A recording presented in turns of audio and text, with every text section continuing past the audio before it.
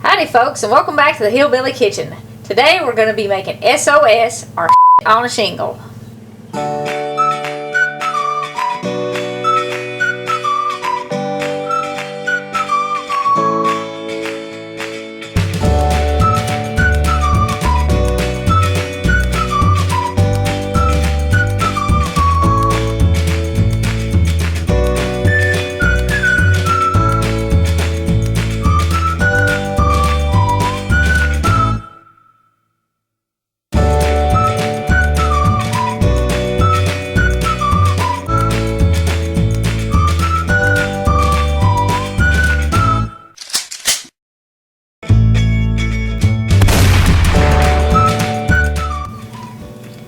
My husband developed a taste for this delicacy when he was in the Army, and I fully expect that it's one of those meals that came about as part of wartime food shortages.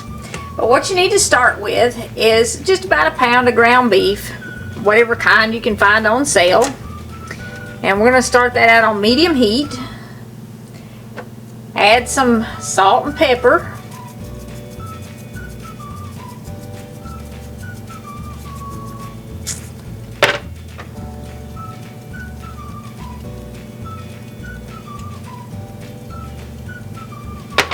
And of course a little onion powder, because you know we put onion powder on everything here.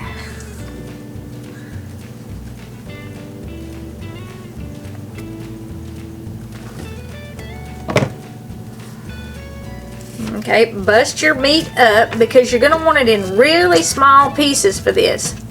What we're doing is we're going to fry this until it's brown, and then we're going to add some flour to it and milk to make a gravy, and this is served over toast. Now when we get to the point where we're ready to make our gravy, we're going to drain off any extra grease that we don't need to make our gravy out of. And during those times of food shortages, I'm sure they kept all that grease on it because fat is very filling and it has a lot of calories in it. But we don't have any food shortages in this house, so we're going to get rid of that. Nobody in this house needs the extra calories or the extra fat.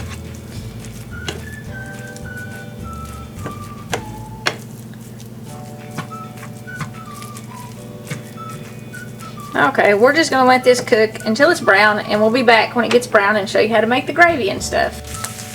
Okay, it's been about 15 minutes and our beef is brown. And you can see we've chopped it up really little with the spatula here because, like I said, you want it in tiny pieces. You want to grind up your ground beef. It doesn't have a ton of fat in it now.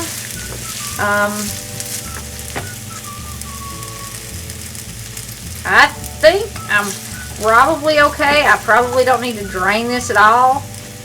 This was actually 80-20 ground chuck, and you do have to have a little bit of fat in it because if you don't, you can't make your gravy. But you can see there I don't have very much, and that's kind of what you want. Any more than like a tablespoon and you've probably got too much. Okay, now to make our gravy, we're not going to take the meat out of the pan or anything like that. We're just going to sprinkle flour over this, and I'm starting with about 1/4 of a cup here. We'll see how much I actually need, because gravy's kind of one of those things that you do by feel. It's based on how much fat you have in your meat and how much gravy you want to make. Out of a pound of meat, I say this this dish was probably born out of wartime food shortages, because you could probably feed, if you stretched it, 8 people with 1 pound of ground beef. Okay, now I had enough fat in this that it soaked up all that I've put in there so far, so I'm going to sprinkle a little more. I'm probably going to use my whole 1/4 cup of flour.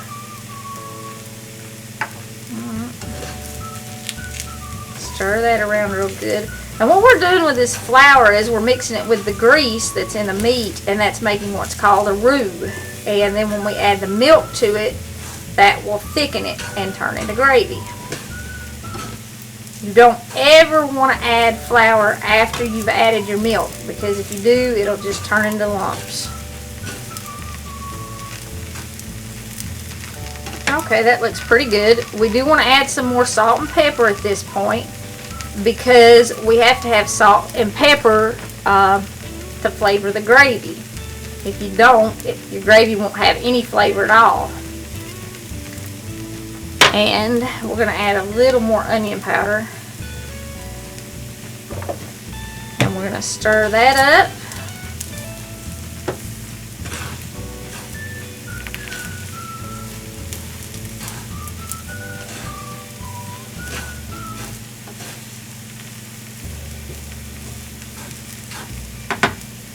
Now I've got 2 cups of milk over here.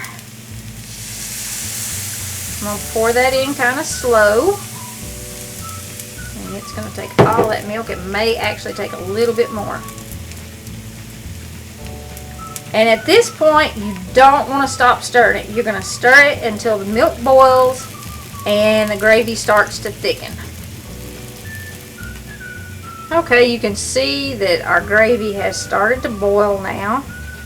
If you stop stirring for just a second, you can see the bubbles popping up, and it is getting thick. So at this point, we want to turn the heat off. And the reason why you stir it while it's cooking after you add the milk is because if you stop, your milk will scorch and it will burn on the bottom of your pan. That does not make for tasty gravy. That looks pretty good. And you serve this over toast.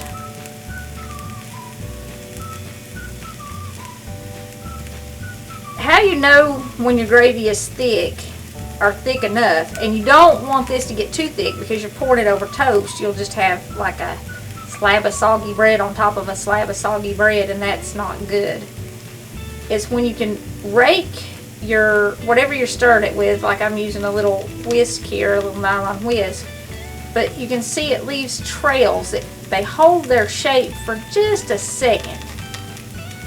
But if it gets to the point where they hold their shape and it doesn't fill back in, your gravy's too thick.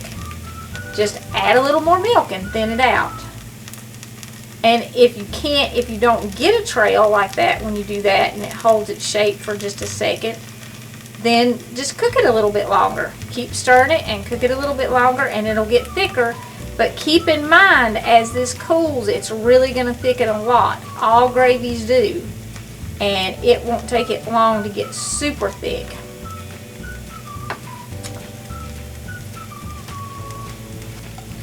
Okay, we have some toast here, fresh out of the toaster.